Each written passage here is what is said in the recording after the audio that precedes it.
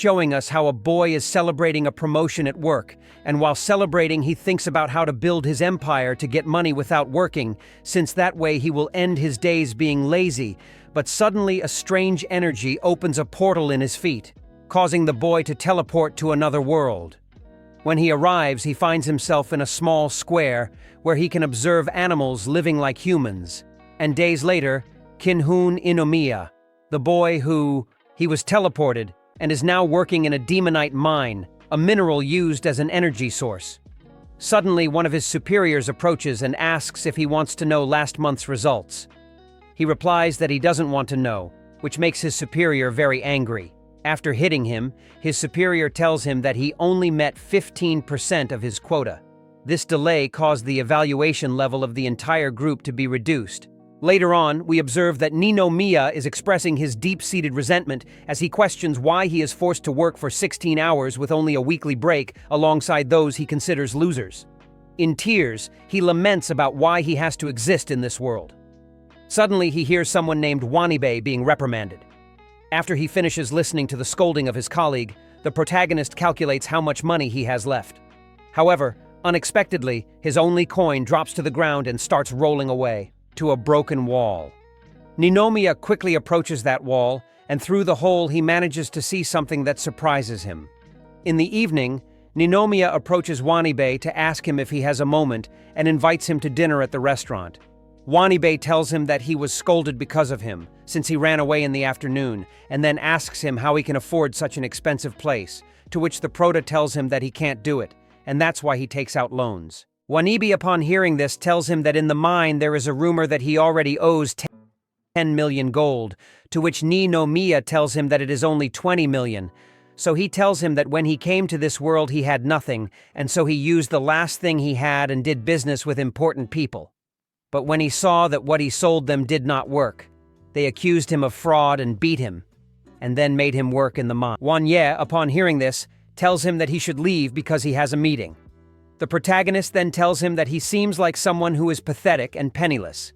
He thinks this could be his opportunity to change who he has been until now. The following morning, both of them ask one of their leaders if they can embark on a prospecting trip. Their request makes the leader happy, and he agrees, as the prospecting trip involves going deep into the dungeon to find denominite. Just a few minutes later, when he finishes getting ready, Wanive warns him that what they are about to do is extremely dangerous. So, the protagonist tosses the coin to the spot where he had dropped it the previous day and reveals to Wanive that it is actually a hidden portal leading to the 3rd floor of the dungeon. Once inside the dungeon, they both get stung by a monkey. Eventually, Wanibe expresses his gratitude to the protagonist for seeking his assistance, as the others only mock him for being clumsy. Ninomiya responds, telling him not to get the wrong idea, as he only mentioned it for convenience. Later on, the two find themselves with backpacks filled to the brim with demonite. As they make their way back, they are contemplating how they will manage to cover their investments and how pleased their superiors will be. But out of nowhere, a huge beast appears, forcing them both to scramble for safety. In that very moment, the protagonist checks his holy water and is shocked to discover that it expired 3 years ago. This realization leaves him extremely frightened, and the protagonist, he tells his partner he has a plan and asks him to be bait. Wanibe refuses, so Ninomiya pushes him, causing the beast to catch him. As the beast takes him to its mouth, he apologizes to his parents. Suddenly, Ninomiya appears above, calls the beast a big guy, and says he hates being looked at from above. The beast replies, his name is Rin, not big guy. Ninomiya, upon hearing this, offers him a deal and tells him that if he protects them until they finish extracting all the demonite, he will bring him tastier food. Rin laughingly tells him that he is interesting and that he had never seen a human like him. For that reason, he destroys his beast form to become a young girl, and after doing so tells him that he has a deal, causing Ninomiya to be very happy. Days later, Ninomiya's leader is thrilled because their numbers have gone up. He tells Ninomiya to keep it up, but Ninomiya ignores him, watching Rin eat and thinking about the costs of feeding her. Later in the dungeon, Ninomiya works frantically to earn more, until Wanibe interrupts him, pointing out the many magical items on the ground. Ninomiya picks up a staff from the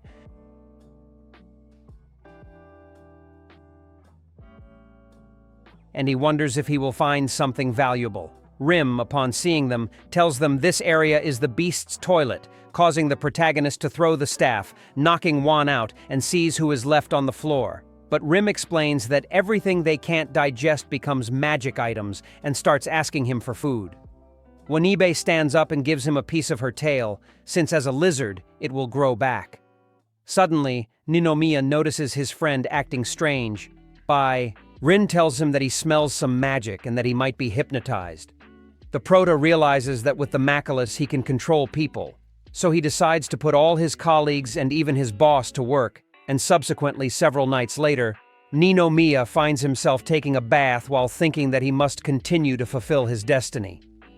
In the dungeon, the Prota organizes his group when suddenly Wanibe tells him that the workers are at their limit and that there is also no lack of... And then he asks her why she doesn't stop everything and then apologizes.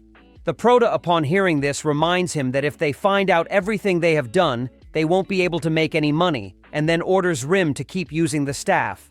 Only when he does so, it breaks, which causes everyone to regain their consciousness and beat the Prota for making them work that way. The next day, Ninomiya arrives at his job where he realizes that everyone hates him, and when he arrives to the Changer stumbles upon a letter that informs him that both he, Juan, and V are going to be transferred to Group 8 of the Exploration Division. A little later, they find themselves down in the dungeons battling monsters and completing a variety of tasks to ensure the work area is in proper condition. Ninomiya, upset about his current predicament, makes a promise to himself that he will improve. Suddenly, Wanibe questions him, asking if this is really how things will conclude. However, the protagonist responds by saying that the best course of action is to simply leave the place and go have a drink, regardless of the circumstances. That bothers the others. Wanibe is surprised by his words, so he opens a chest from where some tentacles of a monster appear to suffocate him. Faced with this situation, the Prota decides to hit the monster with all his strength, and later we see that the Prota is scolded by one of the superior bosses, who tells him that Wanibe will not be able to work for a while, so he will have to cover his shifts, and also tells him that the cost of all the items he threw at the monster will be paid for his work. The monster's cost will be taken out of his salary. Upon leaving the offices, the protagonist wanders through the streets and notices a garbage bag from a restaurant that piques his interest. When he gets home, Ninomiya gives the bag to Rin, suggesting they are unique treats. Rin starts eating, and as she gets closer, she mentions that something smells delicious. He then examines it and discovers a piece of meat. In the upcoming scene, we see the protagonist receiving various items that he needs to use to fill the treasure boxes. The old man who hands them to him specifically points out one particular box, emphasizing that he must handle it with great care since it contains valuable and expensive items. Later, while in the dungeon, the protagonist wanders around, pondering why he is following orders without questioning them. Suddenly, he hears a loud scream and encounters a boy. The boy tells him that he is being pursued by monsters and urgently asks him to create a diversion to buy some time. Since he is an elite of Group 3 and therefore must obey him. Ninomiya, upon hearing this, questions him if that is the way to ask for a favor, until suddenly the monsters appear, causing the two to start running, and as they escape, the Prota tells him that being an elite he should finish with the giant ants. But the boy answers that it is impossible to defeat so many ants, since he was also separated from his companions. Ninomiya, seeing that they will not be able to escape, grabs the boy by the shoulder and jumps into the water, and when they get out, they both reach the old man, who informs him that the giant ants are on their way. The Prota tells what happened to his superior, who replies that he cannot send people for something that is not proven, so the ants reach the surface and begin to attack them, and in this situation, Ninomiya begins to review what item can be used to defend themselves, until he discovers a transformation medicine and uses it to turn himself and others into ants, enabling their escape and using the monsters as slaves. In the dungeon, the elite man suggests they leave quietly, but the protagonist says it's impossible because the boss sealed the gate. Mia notices an ant abandoned for being weak and approaches to ask her.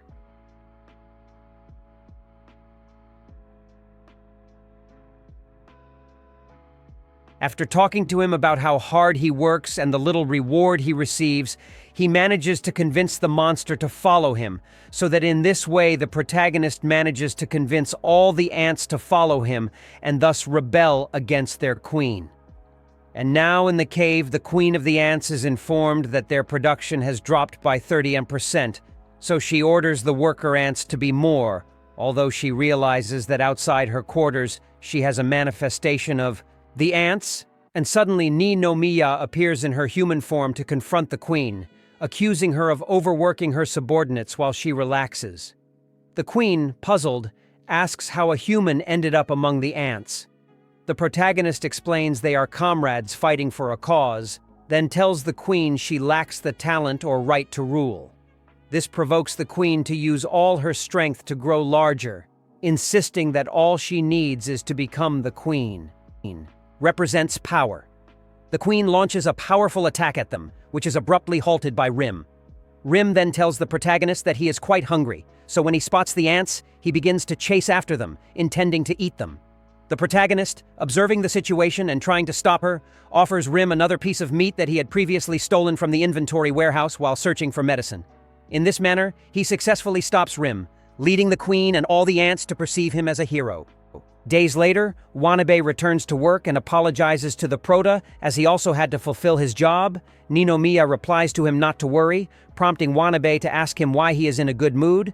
The Prota, upon hearing this, tells him that the other day he was praised for exterminating a bunch of ants in the dungeon, and so Wanabe asks him why he is getting so low in the dungeon and tells him that after letting them die when they came out of the dungeon alive, they were only given one. He believes the company needs a leader like him, so he started Make You Black Company to take over Raizaha Mining and invites him to join. The next morning, Shia is praised by the boss, who asks him to use his skills with rookies returning from training.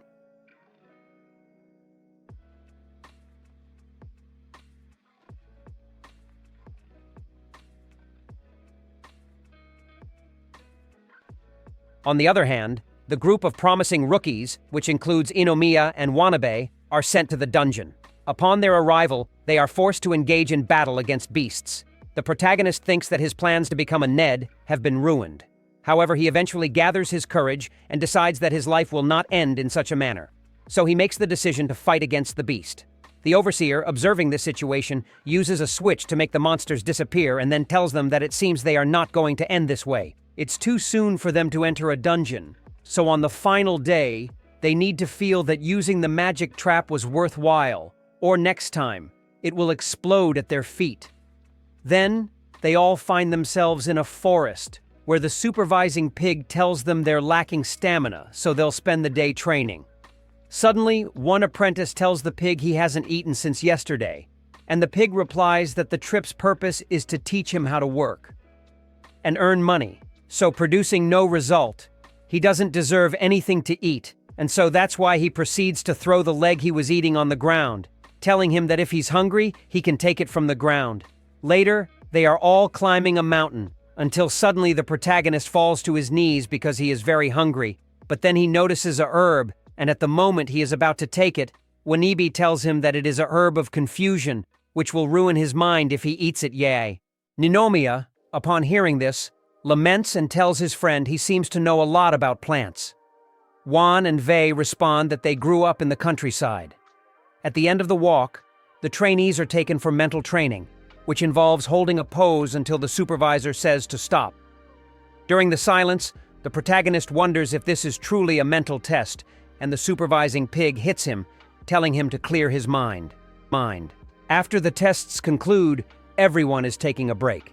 However, the protagonist notices Wanabe's odd behavior and observes that only the elves are enduring the training.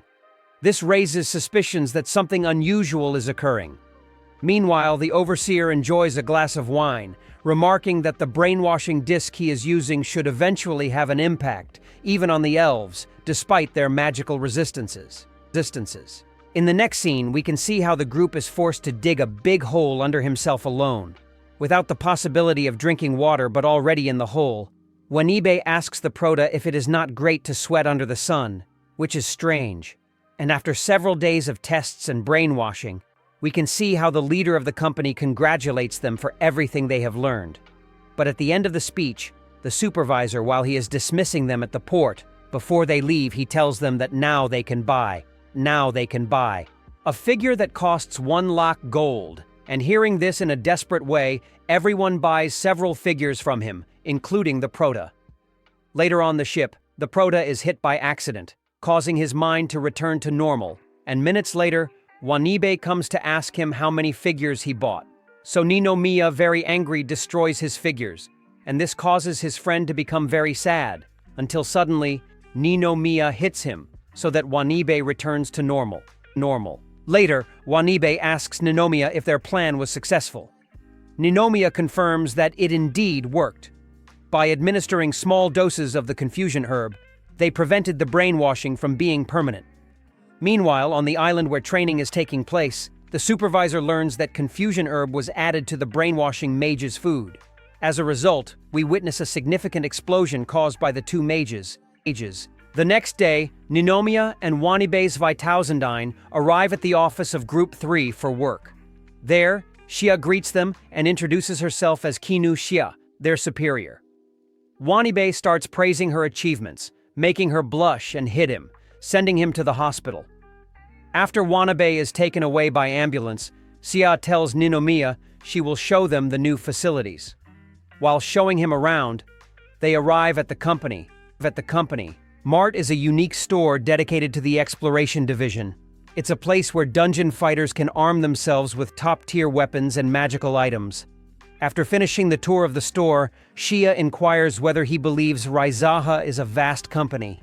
The protagonist picks up a sword and expresses his disagreement. He explains that everything is crafted from the demonite they gather. This indicates that if they fail to meet the company's quota, they are required to purchase items from the store, or to at least do something good for them. Xia, hearing her words, asks him to stop being so negative, as working is the best thing in the world, so Ninomiya tells him that he is not a superhuman like her. That's why he doesn't want the company to exploit him until he dies. She asks him if that's what he thinks, so she quickly picks him up and takes him to the 3rd floor of the dungeon. When he arrives, she tells him that the structure changes from that place and comments that she has heard that he had been there before. Sos Eos. Suddenly, a monster appears, and Xia tells him it's a Hecatonketer. She adds that among those in level 3, this one is mid-ranked. After explaining, she asks the protagonist to fight the monster to assess its power. But when the beast attacks her, she decides to use her sword to defeat it. After dealing with the beast, she approaches the protagonist and sees a dungeon ant, so she asks the protagonist why he doesn't kill her. He responds that it's because the ant lost its will to fight when it saw him. Xia tells him that, in that case, things will be easier, and asks if the ant is attached to him. Hearing this, the protagonist becomes very nervous, which makes Xia realize that he might have said negative things about the company. So, she questions if he is a monster, and suddenly asks him to say his last words while the group charges at him to attack. Faced with this, Inomiya calls Rin for dinner, prompting her to quickly show up and defend him. Xia, seeing her, strikes with his sword, angering Rin, who unleashes more power to retaliate. Eventually, they both attack Xia and capture her, bringing her to their lair, where the Ant Queen acknowledges they've caught a strong warrior. But suddenly, Wanibe arrived at the lair, and seeing Xia kidnapped, he asks his friend what she did this time. Ninomiya replies that she was the one who discovered him, and to keep calm, as she has a plan. He then asks her if she brought what he asked for, and proceeds to take a picture with Xia, thus making it look like she is on his side. Several nights later, the protagonist is out shopping for Rim's food when he is suddenly cornered by a group of elves. They lead him to an alley where an elf woman inquires about his Eos loan repayment, as he owes 5 million gold in interest. She warns him that if things don't change, they'll have to trade his life for money, and to prevent that, he must pay the 5 million in a month. Later in the dungeon, Xia tells him that despite the photo, she has a duty as a heroine, so she suggests doubling her efforts to clean the dungeon. The protagonist just stares at her with a disapproving look. He's thinking about all the gold that Vitausendine owes. Out of nowhere, Xia picks him up and tells him he needs energy and spirit. She decides to take him and Wanibe for some training. As they walk along, she explains that having skill and decisiveness is crucial for survival.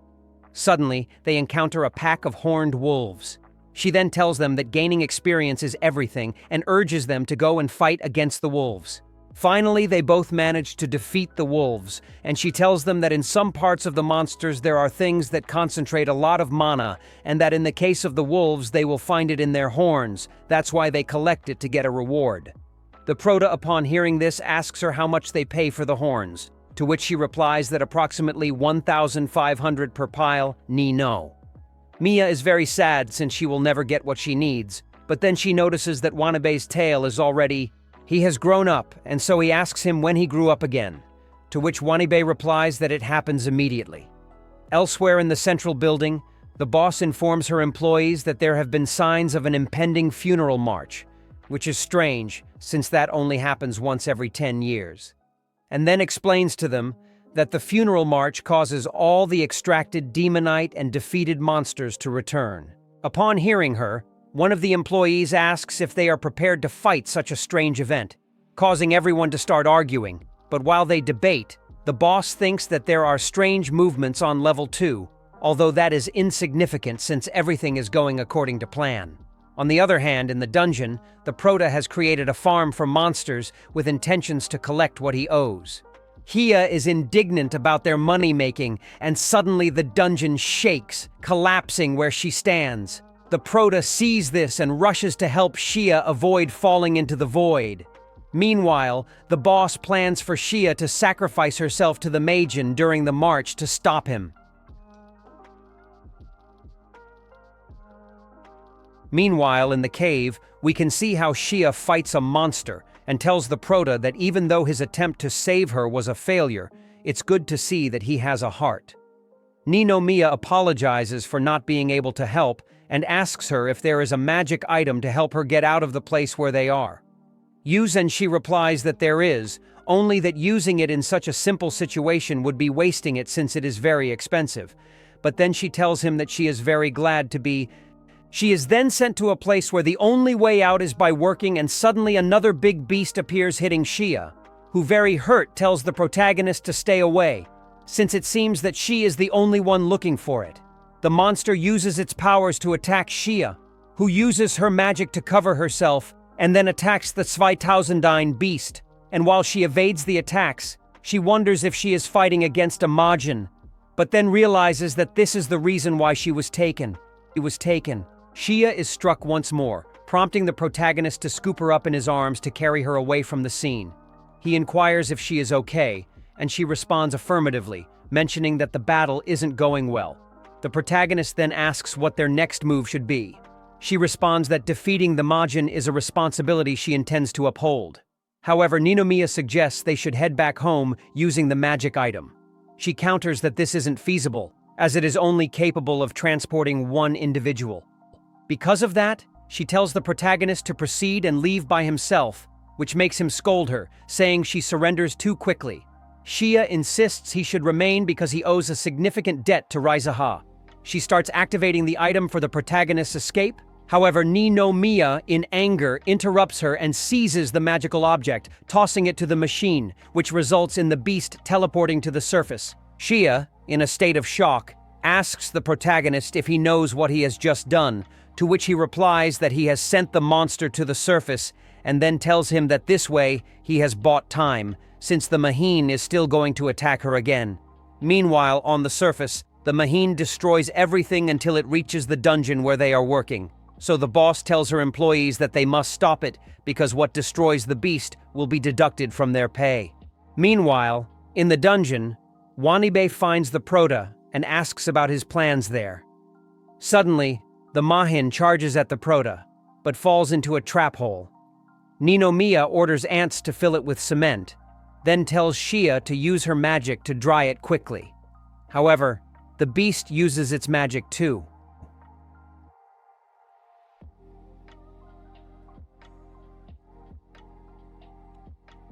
Free himself. For that reason, and not Mia orders to start Plan B, and for that he tells Shia that Shinrim, the best tactical asset they have, is her. That's why he asks her to rest a lot and heal her wounds until the time comes when they need her. In the next scene, they all escape in a carriage with Shia tied to a mast, So she comments to the Prota that for some reason the beast is hungry for magic, and so the only way to stop it is by extracting enough magic power to kill her with one blow. Ni no Mia subsequently orders her aunts to activate the plan and thus manages to knock the Majin down, causing it to fall into a hole filled with monster goo, and then tells Wanibe that it is his moment as the goo is flammable, so he begins to burn the Majin. But the beast begins to launch non-stop attacks, which causes Shia to save the Prota, who tells him that he must not put his life in danger. She angrily tells him to stop downplaying things, as she just wants to fulfill her duty and destiny. Ni no Mia questions if her rigid thinking is due to her father, the so-called king of failed adventures. She inquires how he knows her father, and he responds that he investigated her to learn who he was dealing with. The protagonist starts recounting her father's story, and Shia reveals that her father's life made her and her mother's lives miserable until she began to work for Raizaha. So he confesses to her that to work properly is to be part of society, and suddenly Ni no Mia grabs her by one of her breasts and tells her to calm down, causing her to hit him. The Prota stands up to tell her that she always talks about how company and work are very important, but none of that is based on her own determination, as she always lets others drive her thoughts, and that is why she is a fragile person. She tries to interrupt, but the Prota continues, saying the work isn't evil itself, just that her mind is influenced by ideas benefiting Raizaha. He tells her she doesn't need to risk her life for them, and later suggests she can live as she sees fit and should break free. This reminds her why her father was happy with her adventures, and suddenly, the Prota tells her he is going to. Inomiya wakes up in his old room and starts celebrating, thinking it was just a dream to show him what it means to live freely. As he shouts to begin Plan 3, he throws a magical artifact at the cave's roof, causing part of it to collapse on the Majin. Shia seizes the chance to strike the beast with his sword. The protagonist then celebrates the Majin's death until it suddenly appears behind him. But Rim intervenes, saying Kingi is his food, so they can't eat him without permission, and he uses his great strength to finish off the Majin. At the end of the battle, Rin tells him that the Majin was incomplete, and that he went out to ask for help. But this confuses Ninomiya, who tells him that at least they managed to save themselves, and that now they should go to celebrate. However, suddenly he notices a strange light, which opens a portal in his feet, remembering that day when he was teleported to that world. And then Inomiya wakes up in his old room and begins to celebrate, thinking that it was all a dream, because he was in a dream. So, he decides to sit down on the sofa and turns on the TV. There, he sees Rim, who has transformed into a monster and is wreaking havoc, destroying the entire city. Suddenly, someone starts knocking loudly on his door, shouting that they are aware he is inside and demanding that he come out. Meanwhile, on the news, he watches a reporter standing right at the entrance of his building. She reports that there is a man inside the building who is suspected to have a connection to the monster. The protagonist then begins to shout that he has no knowledge of this. He wakes up feeling scared with Rin nibbling on his leg, and suddenly, a girl enters the room, addressing him as Lord Messiah. She pleads with him to save her world. Ni no Mia, confused, tells her that he doesn't understand what's going on. He asks her where he is and also inquires about what happened to the others who were with him in the dungeon. The nervous girl tells him she forgot her lines and asks him to wait while she reads the prophecy book. After reading, she looks pitiful and tells him he must save them, as humans are near extinction. Ni no. Mia, tired, tells Rin to attack the girl, promising her lots of food, but a strong force deflects the blow, breaking the wall. The protagonist then sees a futuristic city, and suddenly an old man arrives to introduce himself to him as Zazel, who tells him that he is in charge of the city, which is called Marcia. He tells him that the girl's name is Ranga and that she is a priestess who is very skilled with magic, so minutes later in an elevator, the Prota asks him to explain the situation, to which Zazel starts from the beginning.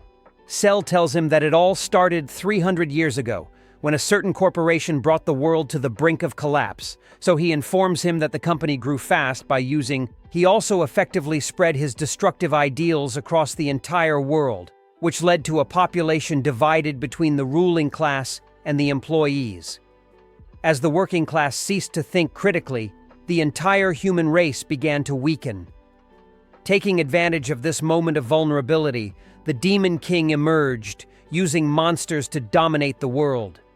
Consequently, humans fled underground and have spent the past 300 years living in a shelter, where resources were already scarce. However, hope was found when the Book of Prophecies and the miraculous portal were discovered on the surface. Using these, they summoned someone who could help, and that person is him. The protagonist thinks he was teleported from one absurd reality to another, but then Sl4ve tells him they must spread his gospel and takes him to a place where many people await him.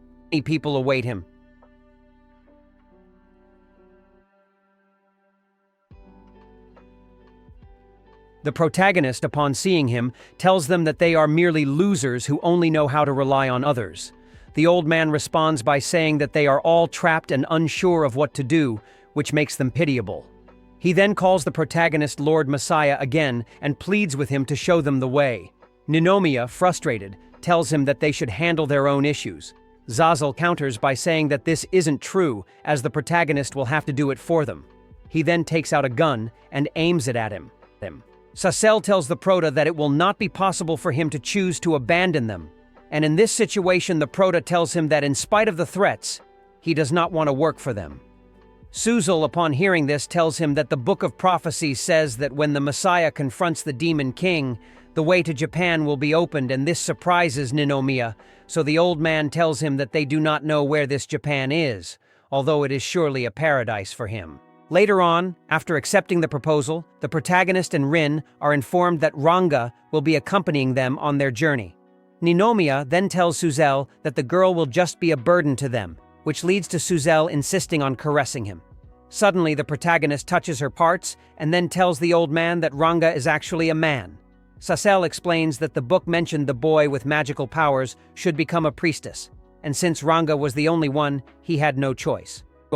Finally surfacing, Ninomiya observes a destroyed statue and comes to the realization that he is not in a separate world, but rather in Amuria, just in the future. In the following scene, the three of them are riding through the deserted streets on their motorcycles until they notice that Rin has run out of food. So, the protagonist speeds up to quickly reach the Demon King's castle to stop him from eating them. Upon arriving, the protagonist thinks to himself that they should sneak in without anyone noticing. But all of a sudden, Ranga decided to use his powers to completely destroy the door, causing a massive three-headed wolf to emerge from within the castle. He informs them that this castle is owned by the highly esteemed Assistant Section Chief of the Demon King's army. He also mentions that this place is the farm town of General Ant, which belongs to General Ant. Ninomiya, upon hearing this, becomes furious and tells Ranga that this is definitely not the Demon King's castle. However, she responds that perhaps he might be mistaken, to which the three-headed wolf asks the Prota if he can hit her. The Prota says he'd love to see it but has a mission, so he orders Rim to attack. Rim isn't on the motorcycle. Instead, inside the castle, she's eating everything. This leads the Prota and Ranga to General Ant, who gets excited, recognizing Ninomiya.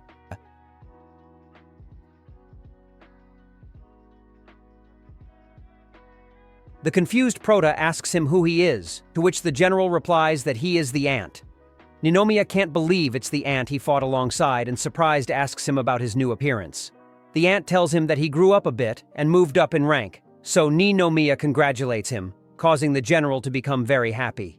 Later, the protagonist and the girls are having dinner with the Ant, who tells him that after his disappearance they had problems, so Ninomiya congratulates him, causing the general to be very happy. The reason most of the ants returned underground is that the ones remaining on the surface were blessed by the great Demon King. As a result, they now walk proudly on the surface, controlling the humans. His words left a significant impression on Ranga, who asked him to continue sharing stories from the past. The Ant continues, explaining that the battles on Ninomiya's side were truly spectacular, and now, unfortunately, he is trapped in a rock. The protagonist, upon hearing this, asks if something is wrong. The Ant starts to explain, but suddenly an angry person bursts in, causing chaos, and tells General Ant he won't let him proceed with his plans. Rin then grabs the human by the neck, intending to eat him, until the protagonist calms her down, wanting to hear the human's story. The human explains he's fed up with working 8 hours a day, with only 2 days off each week. Ninomiya, upon hearing this, starts to hit the human, insisting that this is not exploitation. He then asks the general if that was the message he intended to convey. The general confirms this, explaining that after their previous meeting, they attempted to ensure humans received rewards for their efforts, even though they often just don't work. Seeing his friend's desperation, Ninomiya questions why he hasn't sought advice from the Demon King about his problems. The ant responds that he is unable to do it, as only the higher-ups are permitted to have contact with him. The only chance for this is at the board of directors. In light of this situation, the protagonist tells him that he will assist them in reaching maximum efficiency and income. From that day forward, Nomiya decided to rename the farm to Black Dungeon Company. Throughout the entire period he was in charge, a robust structure was created among the humans, which significantly improved everything for the people. But sometime later, the Proto returns to the city of Marcia, where he tells Sl4ve that he is now the deputy sector chief of the Demon King's army, and they call him General Ninomiya. For that reason is that he will now rule the city where they meet, and that according to his calculations, they will end up with 3 times more peace than before. In the next scene, Ranga is taking a bath in the hot springs, when suddenly the protagonist and Rim appear. Ranga is shocked to see the Proto naked, and he tells her that she has nothing to worry about, as they are both the same, and then they both watch Rin Nadar, while Ninomiya tells Ranga that she has gotten a promotion to director of the Western Invasion Force, but as she feels that is not enough, she feels she must meet with the Demon King to find out how to return to Japan. She asks him if she should attend a council meeting to see the Demon King, to which he replies that yes. And he also confesses to him that he will eliminate all the members that hinder him. Meanwhile, from the bushes, they are spied by a camera that transmits the image to the special executive fraternity of the Demon King's army, known as the Three Crows, who, upon hearing his plans, decide that the Proto must be destroyed to prevent their positions from being at risk. And the next day, the Proto and the girls travel on the motorcycle to hunt down deserting monsters leaving the army. But from a mountain, Power Ash observes them and sets her plan in motion, causing one of the most powerful monsters to appear in their path. She did this with the intention that when the monster attacks them, she will go to help them and thus establish an irreversible power structure. But we see that on the road, Rim manages to defeat the monster with a single blow, causing it to want to join the Proto. On the other hand, from the office of the Three Crows, Ash's failure is observed by his companions, who tell each other that they knew that was going to happen. So Rojin says that it is his turn and that he will make the Proto join the land cultivation project that he has been pushing, and back with Ninomiya, we can observe how they receive the order that they must transform a large portion of land into a farm. From a distance, Rohan watches them, contemplating that they won't succeed. He believes that no matter how hard they try, their subordinates will likely achieve superior results. Consequently, the protagonist will gradually fade away, becoming just a low-level employee. However, unexpectedly, Rohan notices the protagonist cleverly utilizing the worm monster they encountered on their journey to cultivate the land. Meanwhile, Ranga employs his magical abilities to encourage the plants to grow. This scene unfolds from the office of the Three Crows. Sl4ve carefully observes what just transpired and decides it's time to implement his plan. He starts by gathering information on the protagonist, but soon discovers that there are no records about him. This realization prompts him to go directly after Ranga. As night falls, we see Ranga relaxing in the hot springs, when suddenly Sl4ve interrupts her. He tells her that he's there to ask some questions regarding her personal information, and then he proceeds to say that he should not ignore the 3 Rs, as one person's mistake could be a disaster for the whole division. Ranga, scared, asks him what he wants from her, to which he replies that he would like to confirm that she is willing to apologize to his camera. So Sl4ve focuses on her with his camera as he asks her to stand up and remove her towel, then says he is sorry. But when he sees that she is a man, he is stunned, thinking that something inside him is surging. However, he is unexpectedly attacked by Rim, and due to that, after their failed attempts, the Three Crows find themselves in their lair, discussing the reasons behind their plan's failures. Suddenly, they hear the protagonist's voice. Through the camera they installed, he tells them that he has thoroughly enjoyed the gifts they set up for him. He thanks them, saying that because of their efforts, his position in the Demon King's army is now secure. He then requests them to clean their chairs, as he will soon be sitting in them. Hearing his words, Hein proposes to throw him the impossible mission, to which his surprised companions tell him that if the Prota succeeds, their posts will be threatened.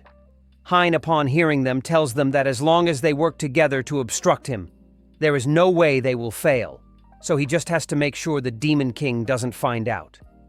The next morning, Ranga wakes up in a fantasy world where he encounters the Prota dressed as a rabbit, who tells him he must go with Queen Sl4ve. On her way to the castle, Ranga is attacked by rabbits. She escapes, and the Prota tells her to jump into a hole. Following the advice, Ranga finds a mole who says it's an internet cafe under the kingdom.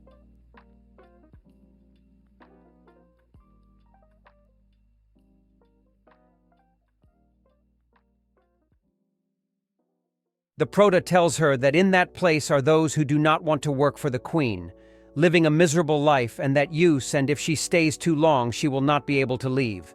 So Ranga enters a cubicle where she falls asleep, and when she wakes up, Ninomiya shows her how is the meaningless life of the people who live there. She, seeing this, tells him that if the only alternative is the place where the rabbits were, then working is also a losing strategy, and now Ranga thinks of what to do. Appears the queen, who is a giant woman. The queen tells her that she was taking far too long to arrive. The queen then reveals that she is her ancestor named Belsa, and expresses that she wanted to see her very much, which is why she came to find her. Upon hearing this, Ranga tells the queen that she does not wish to see her, as she has endured many hardships due to him. Moreover, being a descendant of the witch who caused the world's collapse, her parents died of grief because of that terrible event. Belsa asks him if he remembers how he was persecuted just for being her descendant, which caused him to have to spend his days in a lethargic city hiding his secret. Ranga replies that he does remember, and the queen tells him that he is now living in a world full of oppression, so he should stay with her. The girl refuses and tells herself that she must wake up, as she is in her own dream, but Belsa tells her that it is too late, as she has been running away all her life, and must accept that she is in her own dream, that the world doesn't need her. Then, the protagonist, disguised as a rabbit, suggests she give up. Suddenly, the real Ninomiya appears in the dream world, telling the queen she's being oppressive. So, she turns to Ranga and punches her to wake her up. Back in reality, Ranga wakes up, and the protagonist smiles, saying she's caused a lot of trouble. She confusedly asks him what happened until she sees a large robot and remembers it fired a lightning bolt at her, causing her to lose consciousness, along with the dream she had. Ninomiya looks at the destroyed robot, saying his promotion is complete, so his way to Japan is near. Suddenly, Ranga interrupts, asking if it's wrong that he's been running away all his life. The protagonist replies yes, and tells her to be proud while his goals remain the same no matter how often he's challenged. Even if someone argues, he should just knock them on the head, even if it's the queen. His words make Ranga laugh, and with tears in her eyes, she thanks him for what he said. Later, we see the protagonist and the girls at their meeting with the Demon King. There, they meet a girl who asks the protagonist for a favor: to save the world. The three are shocked to hear her request, and suddenly Ranga tells them that she is identical to Rin. The Demon King happily congratulates them for reaching his castle and approaches them to tell them that the aura of his authority will be imprinted on their souls, but suddenly he takes a wrong step and stumbles, causing his head to fall off. Faced with this situation, the Prota tells the girls to pretend not to have seen anything, and the king tells them that since his sister tore his head off, the planet hosted an advanced civilization at its peak. Ninomiya asks what kind of monster she is, and she replies she's the Demon King ruling the world. The Prota asks why she resembles Rin, and he says they shared a womb, making them Sl4ve sisters. Rin says she doesn't know what he means, so the Demon King summons a beast and attacks, making Rin release her adult form to defend herself. Ninomiya, upon seeing this, realizes that the Demon King is the magen they fought in the dungeon. The Demon King tells her that he finally realized, and that the Magian name they made up for him does not like it, since they are guardians of the dungeons, therefore also of the planet, and then tells her that thousands of years ago, the planet was home to an advanced civilization at the peak of its splendor, which was called Colonians, who created the magical power they used to control the... He then informs Ninomiya that he has already encountered that power, as it was the force that brought him to this world where he is now. Moreover, they are the ones who sent him into the future. Upon hearing this, the protagonist is taken aback. The king, on his part, continues by explaining that the Guardians are tasked with protecting the treasures, which he believes are concealed from humans. However, there was a significant flaw in Detmold's dungeon, namely that the Guardian Rim was quite foolish, as she forgot. She was the only one who was able to stop them from their task and spent her time on the surface, cutting off the circulation of magical power in the dungeon, so the dungeon quickly brought forth a replacement, and that was her. Ninomiya, upon hearing the whole story, asks her if she can return him back to Japan, to which she replies that they are only missing a few key players. Before they start talking about it, the Demon King destroys a wall and shows the protagonist Raizaha's army, so he asks if they weren't missing. She replies to him that after sending him to the future, Raisaja contacted the ruins and they discovered the Colonian technology, with which they did something to bring the world to the brink of collapse, as the mass consumption of that power caused the destruction of the world, and that is why she, as a guardian, had to come to the surface to stop them and force them to reiterate to the space-time rift. However, this situation will not last much longer, as they are very close to re-entering the world. Suddenly, Raizaha's ships burst into the world, causing a massive explosion. The Demon King then informs them that the war is on the verge of beginning. He also tells them that if they emerge victorious, the planet will turn into a dystopia that has no need for life.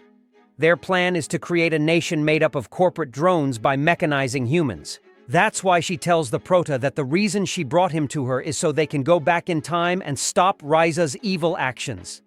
Ninomiya asks her why she asks him among so many people, and she replies that of all the people she knows, he is the only one who doesn't know when to give up, but still understands that his request is unreasonable. So she proceeds to summon 2 doors and tells him that the red door will take him to a dimensional portal that will transport him to Japan. On the other hand, the blue door is a portal that will take him to the past. The Prota before this situation tells them that Raizaha has made his life impossible since he arrived in that world, so he believes that the answer is obvious. Meanwhile, in the dungeon, Wanibe and Jia are about to be attacked by a beast, when suddenly Ninomiya appears to help them, and after helping them all come to the surface, where everyone celebrates the arrival of the Prota. So Shia explains to him that all of the employees have been feeling quite depressed, but seeing someone who vanished a month ago lifts their spirits. As they walk, they are interrupted by an employee of the Queen, who informs them that Lady Belsa has summoned them. Upon reaching Belsa's office, the protagonist is told that he will face penalties for being absent for such an extended period without permission, which is a breach of contract. Consequently, his penalty amounts to a total of 10 million gold, and he must also compensate the group that was dispatched to Ninomiya Smiles. He tells her he'll pay that tiny amount right away, as things are easier for him now. In the evening, the main character and others unexpectedly arrive at Shia's apartment, saying they'll stay with her for a bit. Shia, quite angry, tells the protagonist it's only until she finds a new room, just to maintain her hero status. Ninomiya dismisses her words and asks her to make coffee, as she should treat her guests well, but this provokes. Shia becomes extremely angry, but then Ranga presents her with a gift as a gesture of gratitude. Upon receiving the gift, Shia thanks him and then inquires about his identity and his connection with Ninomiya. Suddenly, the protagonist interrupts, explaining that he is a newcomer and intends to share the tale of his recent experiences. After he finishes the story, Sia tells him that she doesn't believe any of it.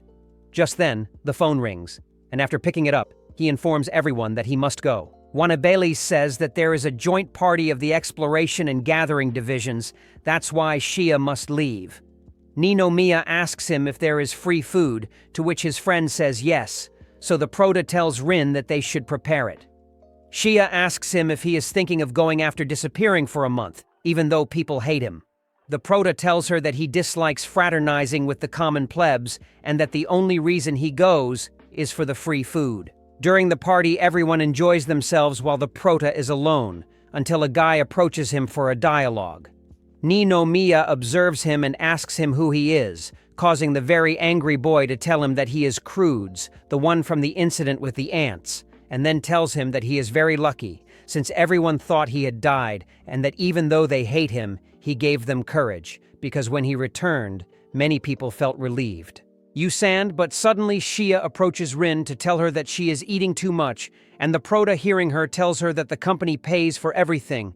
She replies that Rin and Ranga are not employees, so the company will not pay for what they consume. Hearing that, Ninomiya tells her that it's okay, since such petty details don't matter to him, and starts ordering alcohol. The next morning, the Prota finds himself vomiting in the bathroom, while Shia scolds him for being irresponsible, so he tells him she shouldn't just worry about the immediate future, but also look forward to what will happen in 300 years.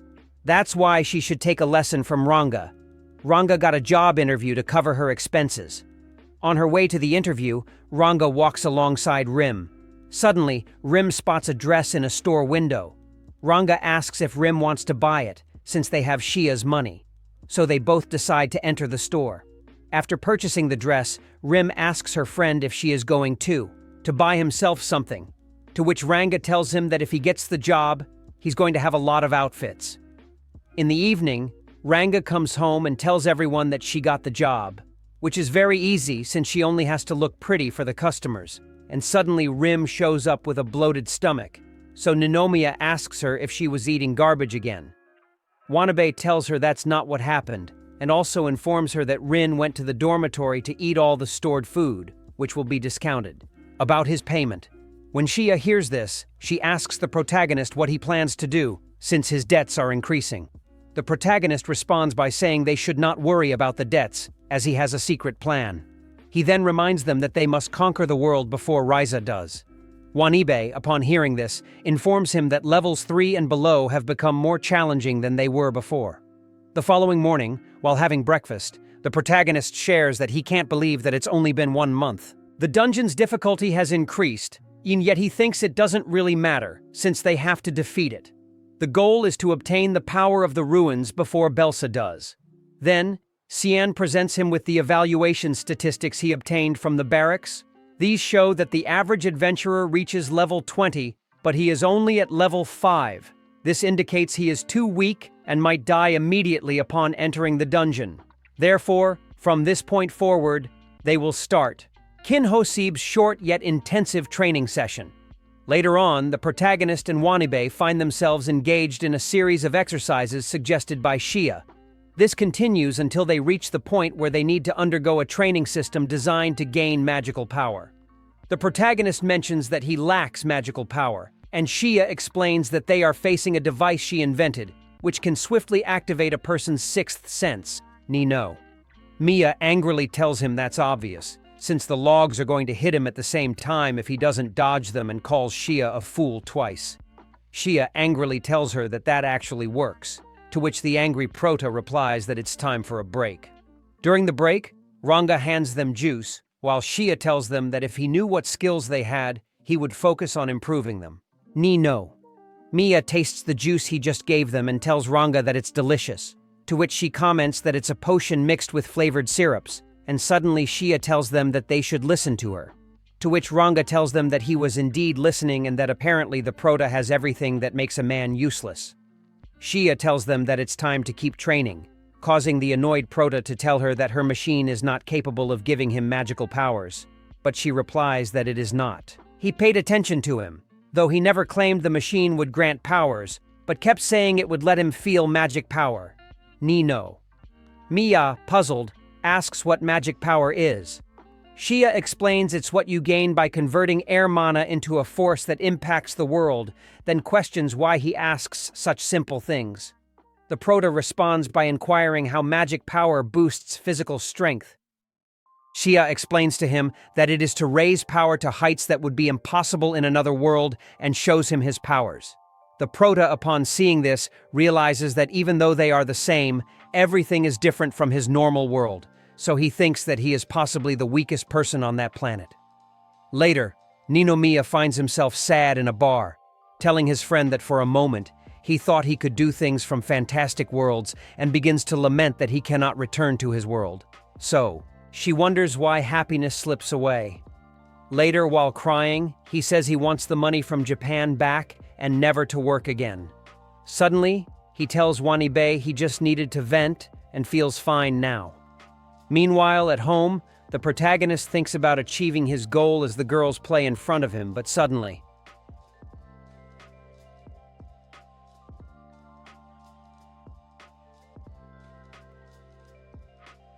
very angry, the Prota launches his voice and tells them that if they want to make noises, leave his house. But Shia, who was present, tells him that it is not his house, and the Prota ignores her completely, and then takes away the gun they were playing with, and tells them that the fact that it does not work does not mean that it is a toy. That's why if they damage it, they should pay for it. But suddenly, Jean bites the gun, causing it to light up. One command tells them that it has absorbed enough mana to restore itself. And after his restart, the gun tells the Prota that it has recognized him as human and that he will destroy any enemy that attacks him. But first he must say the password to unlock the security measures. And upon hearing it, the Prota tries with a 2, 3, 4, 5, 6. Only this does not work. So he tells the girls that where it comes from is one of the most used, and when it does not work, the Prota tries again with QWER, TI, with which he manages to unlock the gun.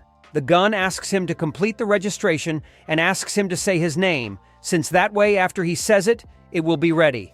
Later, they all meet in the dungeons, where the Prota tells them that the priority is to reach Belsa's pets, and also that they should take advantage of the fact that they are currently with the Guardian of the 5th level, since apparently the monsters of that level are very strong, but while they devise a plan, 2 monsters arrive at their position, so Shia organizes them quickly. The protagonist requests him to let him handle it and uses his gun to take them down with just one shot. Ninomiya, witnessing his ability, becomes extremely excited and starts shooting at the walls, proclaiming his invincibility. Then, he attempts another shot, only to realize the gun has stopped functioning, which makes him quite disappointed. However, suddenly the gun informs him that it has identified a dangerous situation and initiates the emergency protocols, causing the gun to emit a brilliant light which starts absorbing the needed mana from the surroundings, causing the scared protagonist to throw the gun away. The gun automatically returns to his hands, and he is told not to discard it. Later, he notices that by absorbing the mana, the gun has destroyed everyone's clothes. Crudes, who was observing everything, assists others in stopping the protagonist, telling him he's reached a limit. Ninomiya, with a sigh of resignation, tells Wanibe that if he has any kind of weapon, he should hand it over to him so that he can defend himself properly. Wanibe attempts to give him a dagger, yet the gun unexpectedly shoots the dagger away and informs them that it already possesses the ultimate weapon, which is her. The protagonist, now quite angry, tells her that he plans to sell it off as mere garbage. This statement triggers the gun to initiate a countdown to self-destruct. A frightened Ninomiya begins to run frantically, telling her that he will definitely find a way to make good use of it, which successfully halts the self-destruction process. In the next scene, Ninomiya's group and the Crudes reach a place few dare to enter.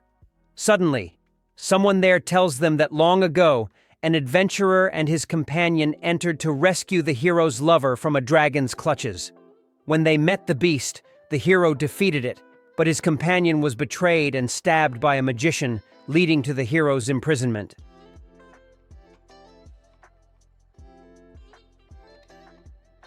Who died grieving in despair, so from that day on, the hero's ghost haunts the dungeon. Hearing it, the Prota tells him that this is impossible, and suddenly some zombie adventurers attack him. During the struggle, the man, an ally of Crudes, is bitten by one of the enemies and becomes a zombie, but after this the enemies retreat, causing Shia to ask Nino and go after them, only to suddenly realize that the Prota is not there, and realizes that he is not in the dungeon. The only thing present in the room is her underwear. Rim informs them that he can detect the scent of the Ninomiya and gestures towards a wall. When they attempt to strike it, the wall vanishes, revealing a hidden passage. Consequently, they all choose to proceed down the passage. Upon reaching the end, they discover an illegal potion factory where zombies are laboring. Ranga, upon observing them, explains that they are enchanted by a spell of magic rooted in words. Apparently, hearing the whispers of the spell compels them to desire joining the zombies. He tells them that the flow of magic is coming from a sign that has something written on it in an unknown language. Crudes asks if destroying the sign is going to return everyone to normal, to which Ranga tells them that it is very possible. So they all decide to pretend to be bewitched and infiltrate among all the Shia workers to get to the flow of magic. She tells the supervisor that she needs to go to the bathroom, to which he replies that it is going to delay them and that she should do it in a bottle. She angrily hits him with the bottle, and Cruz warns her that she's going to ruin the plan, causing all the enemies to surround them. In this situation, they decide they must fight, and Ranga, being faster, has to reach the sign to destroy it. The plan succeeds, and when they destroy the sign, all the zombies turn back into people. Wanibi then wonders where the main character is, so Rin points to another corridor and mentions she can smell his scent. As they walk, Ranga asks her. Rim asks Rim what his relationship with Ninomiya is, to which Rim tells him that first it was food, and now she likes to spend time with him. Minutes later, they arrive at a large door, where Rim tells them that this is where the Prota is, so Shia quickly destroys it, and they find the Prota beating up the story mage who has kidnapped him. Wanibe asks if he isn't the hero the wizard tricked, and also wonders why the wizard isn't in that place. The spirit explains to him that the story is quite lengthy, and Ninomiya asks him to summarize it for that reason. The magician recounts that centuries ago, he collaborated with a swordsman who was unbearable and self-centered. This swordsman agreed to a contract to rescue a girl from a dragon's grasp without hesitation. As a result, the magician had to battle the dragon, while the swordsman merely appeared to claim he saved the girl. Feeling betrayed, the magician decided to cast a barrier spell to imprison him. The swordsman, however, forcibly broke through the barrier, and as a result, he was branded a traitor. Consequently, he was forced to work in the dungeon until his death. Ninomiya, after hearing this story, tells him that he remains a vengeful spirit and has gained a new form. The magician responds that when he came back, he thought he should make humans suffer as he did. Wanibi replies that he understands his perspective, but he just doesn't grasp how that relates to kidnapping the protagonist, and the spirit responds that Ninomiya possesses an aura similar to the swordsman, which is why he felt compelled to brainwash her. However, he changed his mind and has now decided to surface with the intention of working everyone to death. Upon hearing this, the protagonist informs him that corporate drones, who work people to death, already exist. The surprised magician responds that he no longer feels remorseful and starts to vanish, all the while apologizing to them. She is not the type of woman to cause trouble, but before she leaves entirely, she reveals her true self as a woman to let the main character know that the final moments she spent with him were truly wonderful. Afterwards, we observe Ninomiya as he complains to the manager of a shop within the fortress, stating that the clothes he just purchased are faulty and requests a discount. The young woman informs him that the price he paid was already quite generously reduced, to which the protagonist responds that it should actually be free. Shia arrives at the location to reprimand Ninomiya and apologizes to the saleswoman, which makes the protagonist extremely angry. He tells her that the young woman is likely a slave to Raizaha, and thus, he thinks she shouldn't worry about claiming a product was faulty. The saleswoman, feeling very upset, responds that he's mistaken, because that store was inherited from her father. When he passed away, it was purchased by Raizaha, and this is why she dreams of one day having enough money to buy it back. Ninomiya, upon hearing this, proposes a deal in which he will bring him customers in exchange for selling him the best he has, and after she accepts.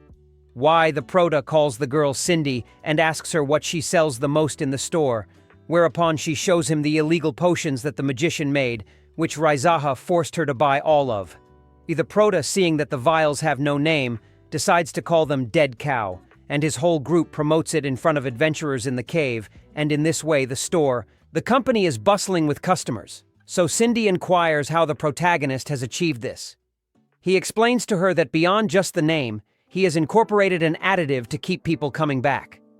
Cindy responds that this is awful, and Ninomiya quickly silences her, stating that the customers are like gods, and jokingly adds that he himself is a superior god.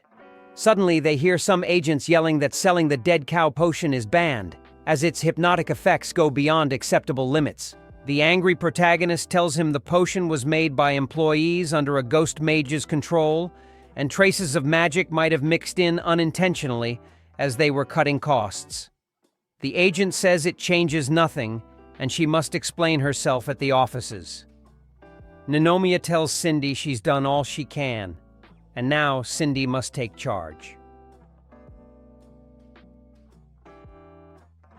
Shia, upon hearing that, approaches the Prota to tell him that running away like that is inhumane, and also he should help her, but he replies that Cindy should overcome things alone now. Then we observe that the group reaches the 4th level, and seeing a huge forest, the Prota cannot believe that he is still in the dungeons. In the next scene, Rim finds himself dreaming of his sister until he wakes up together with Renga, who wonders what time will Ninomiya return. Suddenly, they both hear screams. As they approach, they see the group fleeing from dinosaurs trying to devour them. While running, the protagonist uses his gun to stop the dinosaurs, and Shia takes advantage by using his sword. Together, they manage to defeat the dinosaurs, and the people there thank them for saving them. Ranga asks who they are, and the protagonist replies that they are search and maintenance teams of Belsa's bodyguards that... The spokesperson for the research group informs him that there's already a base established, and they can proceed there. Later on, when he reaches the base, he encounters monsters on the 5th level. He informs him that everyone seems to be stuck on the 4th level, which causes Ranga to panic. Then, everyone realizes that the path to the 3rd level is blocked. Consequently, the search and maintenance team reports to him that the path to the 5th level is similarly blocked. Ninomiya inquires about what transpired on the 5th level. They respond by explaining that, as usual, the bodyguards had brought large monsters to the 5th level, and while they were waiting for them to make, when they started to do their work, everything started to collapse, so they were able to escape since they were close to the tent. Wanibe, upon hearing them, asks them what the 5th level is like, and they reply that it is very strange, since there are only 2 big monsters at the entrance. The Prota, upon hearing this, tells them that before entering, they must first investigate and set up a base. The spokesman for the research group tells him that they already have a base, and that they can go why later when he arrives at the base. He finds monsters in the ants enter, and are very surprised to see how they fight each other. But suddenly a woman appears desperate with a girl in her arms, and tells the protagonist that she misses him very much after his disappearance. And in this situation, everyone is surprised, thinking that she is the wife of the protagonist and his daughter, causing Shia to begin to scold him. Ninomiya asks the woman who she is, and to refresh her memory, she changes her form to that of the Ant Queen. Later at the base, Queen Ant explains to him that it is now much easier to enter the human world with her new form. The protagonist asks her why she is holding Mahin 2 in her arms, and she explains that she discovered her in the dungeons. She then tells him that when he vanished, the dungeon started to shake and undergo changes. That's why she decided to move her ants away from the epicenter of those changes, and that's where she found the one born to become a ruler and take Rick's place. The queen goes on to say that when Rin left, the dungeon created the Mahin, which is fully connected to the cave, and now that the second Majin is weakened, the dungeon is in chaos, so as a result, the flower of power on Earth was disturbed, but she points out to them that if they manage to save the girl, everything will return to normal. That's why she is here, to ask for their help. At night, the protagonist finds himself thinking that everything is a disaster, until he suddenly observes Rin, dragging along a large amount of food. When Rim enters, she tells them that it is for the girl, and offers her some mandrake meat, which is quite difficult to obtain. However, the furious Majin 2 refuses the offering. So seeing the tantrum she is throwing, Rim asks Queen Ant to place her in his arms. Upon doing so, the Majin continues her tantrum, which makes her wonder if he truly dislikes her. The Ant Queen understands that Rin's victory might be why the girl feels instinctive fear. Later, Reem gazes at the stars when suddenly the protagonist appears, asking why she's so melancholy. She confesses she wanted to see the outside world, unaware it was wrong, and regrets the girl's weakness due to her selfishness, causing problems. As the protagonist gently strokes her hair, she asks for his help. He asks Ninomiya to save her, so Ninomiya accepts and tells him that in return, he will have to reduce the food costs, to which she replies that it is impossible. Why, on the next morning, the Prota gathered them all together to talk about the direction they would take from that moment on, so he tells them that he cannot move forward because the flow of magic is disturbed, and therefore now their new mission is to rebuild the dungeon. And so first of all, they start to balance the dungeon's ecosystem. In a way, the monsters cease intermarrying. Meanwhile, back at the base, Rim attempts to take care of Majin too. However, he soon realizes that she is running a fever. In an effort to calm her down, he travels to the snowy mountains to gather ice. After using up all the ice he collected, Rim finds himself at a loss on how to ease her fever. Then, he recalls a medicine made from leaves, which eventually helps the girl feel significantly better. On the other hand, in the forest, the Prota decides to drain a pond in order to defeat a monster that was sucking all the mana from the land. The next day, Rim is woken up by the girl, and she is very excited since she is feeling better. But suddenly the Prota arrives at the base and congratulates Rin for having cured the girl. Shia arrives with the whole group and tells Ninomiya that they should give her a name, to which Rim tells them that the girl's name is now Sora. The girl calls his name, and Rin joyfully tells him they're going to eat delicious food together. Suddenly, Sora starts feeling unwell, so Queen Ant suggests something might be wrong with the dungeon. Meanwhile, one entrance opens, revealing the 5th level where bodyguards are struggling against numerous boss monsters. Later, the protagonist enters the 5th level to rescue them. When he orders everyone to retreat to the 4th level, the bodyguards are still struggling with the many boss monsters. But suddenly, one of the ants arrives with a message. The leader Aluzbo Alstein refuses, demanding that they should help him to get the ruins that Belsa is looking for. The Prota, upon hearing this, hits him, calling him a conceited brat, and then comments that if he wants something, he has to get them, but also tells him that it is admirable that he is so persistent and always looking to move forward, so he decides to help him. After several hours fighting the monsters, Alu asks the Prota why he is helping them. He replies that he does not. Afterwards, when they finally reach the ruins, Ninomiya gives the command to destroy them. He then apologizes to Alice for having hit him earlier. After a long and intense battle, they successfully manage to destroy the ruins, which causes the monsters that were guarding them to turn into stone. The protagonist, filled with happiness, thanks Alice sincerely and tells him that without his help, this achievement would not have been possible.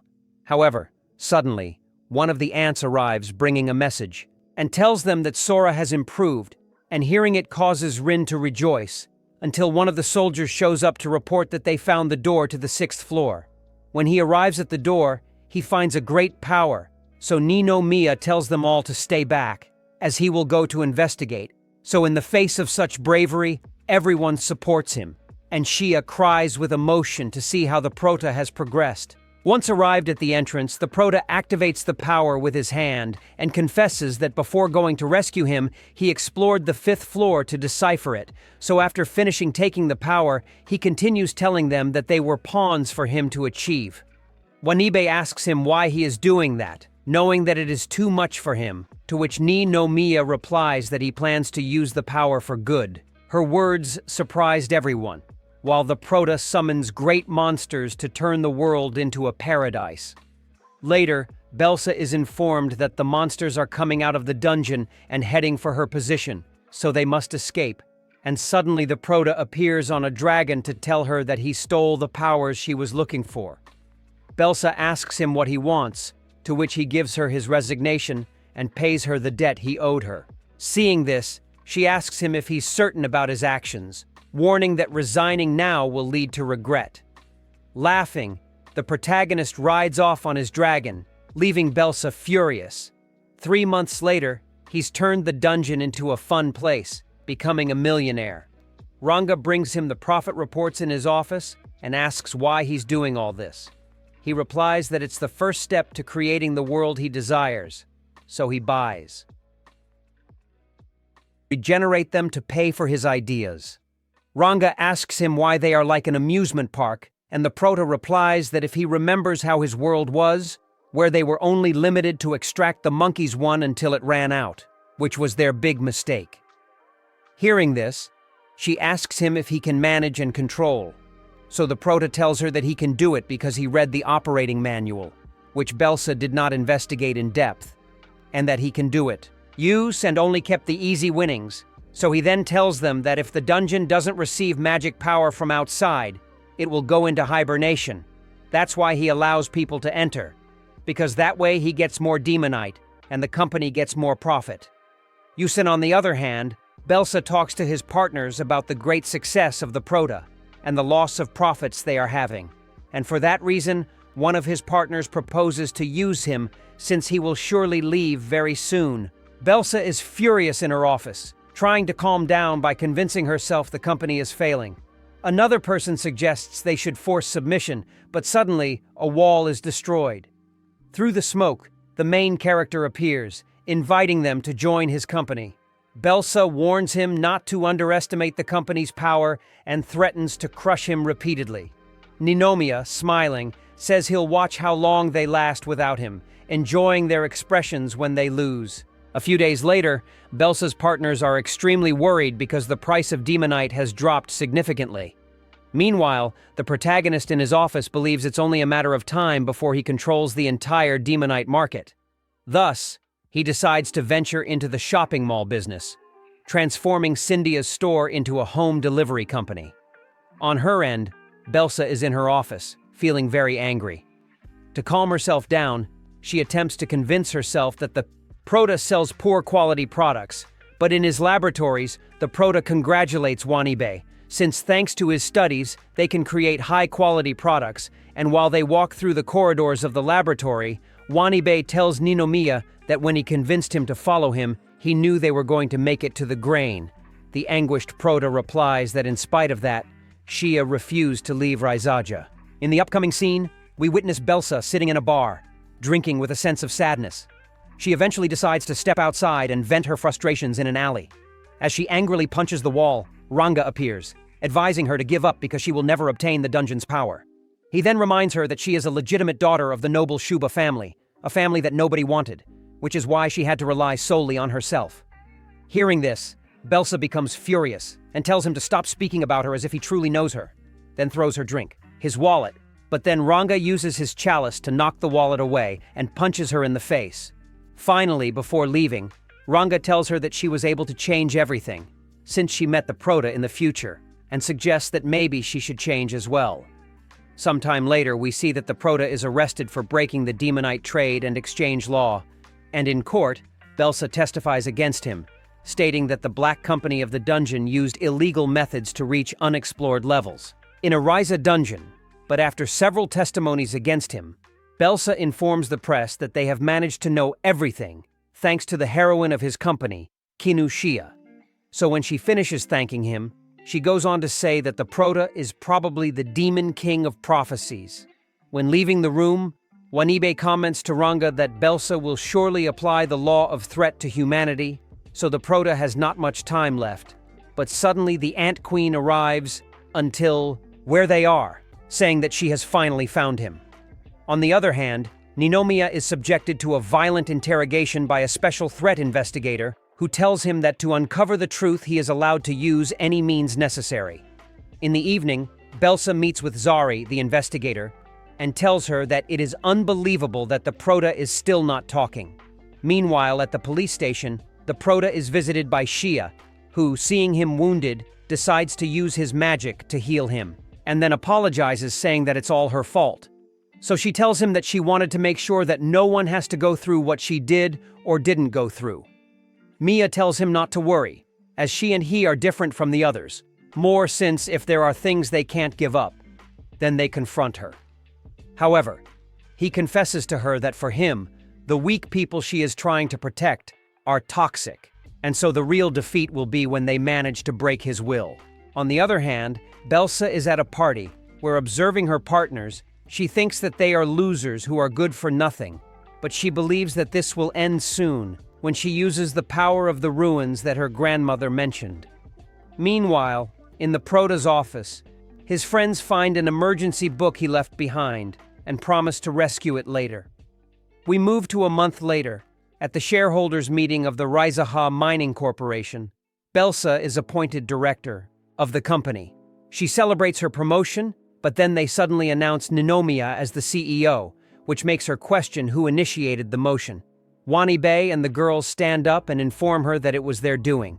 Belsa then asks by what authority they acted, and Wan and B explain that with the finances of the black company, they purchased 40% of Rizaha's securities and also received 15% powers of attorney from the existing shareholders. That is precisely the reason they were able to gather enough votes for the protagonist to secure the CEO position without her even realizing it.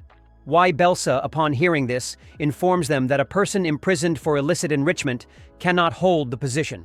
However, the protagonist suddenly arrives at the meeting with Sari and Shia, carrying an official contract between Raishahai and Ninomiya. This document clearly shows that they sold him the Demonite. Following this revelation, the protagonist informs them that Rizaha will begin to operate under his philosophy and thanks Belsa for her help.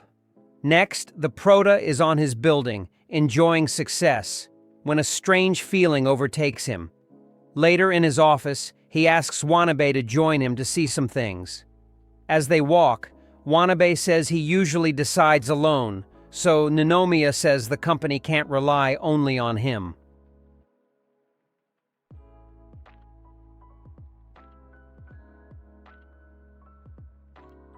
And also, making people compete benefits their relationship.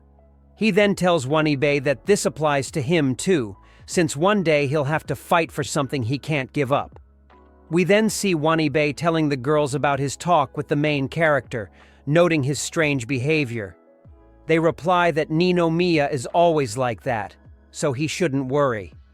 Wanabe responds that this time feels different, and then he recalls when some time ago, the protagonist told him he wasn't from this world. Ranga, upon hearing this, says the protagonist is from a place called Japan and mentions a future debate about his return. This worries everyone, thinking Ninomiya wants to use the ruin's powers to go back to his world. Suddenly, the protagonist enters the room, and Wanabe seizes the moment to ask if he's planning to leave. Surprised, Mia asks when they figured it out, provoking that everyone is amazed and wants to know his motive. So he tells them that he went out of his way to make sure not to work again, and it turns out that he feels more satisfied when he pursues a goal, and for that reason, he thought he should be more sincere with his feelings and thank them for everything. Later, he informs them that he is going to leave everything clean when he leaves. That's why he should keep on working. The protagonist leaves the room, and his friends feel very sad. However, Wanabe tells them that they must bid him farewell in the best possible way, even though they aren't happy about it. So, at sunset, they organize a farewell party for him. During the party, Wanabe tells him that initially, he couldn't keep up with his craziness, but thanks to him, he became strong enough to take the first step towards improving his life. Upon hearing these words, the protagonist responds that he is truly happy to have such a trustworthy ally, and that is why he leaves the rest to him and then tells everyone that they should enjoy the party, so he sets out to drink until he can't drink anymore. Shia, for his part, tries to say a few words to him, until suddenly the Prota tells them that he needs a lot of energy to be able to make the company grow more. Upon hearing this, the boys ask him what he means. So, Ninomiya tells them that he plans to reach all the dungeons in the world.